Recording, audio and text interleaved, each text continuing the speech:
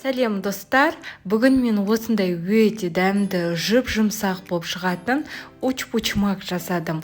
Рецепт ұнаса лайк басып, менің каналыма тіркеліп кетуді ұмытпаймыз. Алдымен жылы сүтке қантымызды, ашытқымызды, тұзымызды және де ерітілген сары майымызды қосып, барлығын жақсылап араластырып аламыз.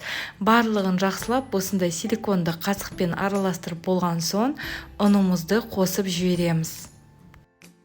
Аталмыш уч-пучмакты міндетті түрде жасап көруге кеңес беремін, өте дәмді болып шығады.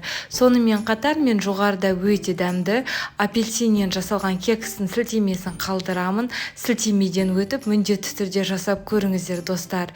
Енді барлығының басын осылай қолмен біріктіріп 1 сағатқа көтерілуге алып қоямыз.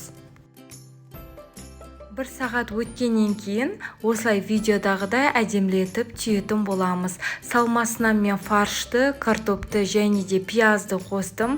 Картопты ұсақтап турасаңыздар өте дәмді болып шығады. Дәміне қарай тұзымызды, бұрышымызды да қосатын боламыз.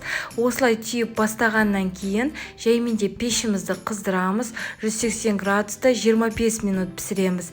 Пешке салар алдында бетіне жұмыртқаның сарысын жағамыз. Және де макты немесе күнжіт дәнін сепсеңіз де болады. Мінеке достар, біздің уч-пучмак дайын болды. Міндетті түрде жасап көріңіздер, өте дәмді жұп-жұмсақ болады. Әсіресе осындай күздің салқын күндері ыстық шаймен ішсеңіздер өте керемет болады. Сонымен қатар менің YouTube каналымда одан да күшті рецепттер бар. Ол үшін каналыма тіркелеміз. Ас болсын!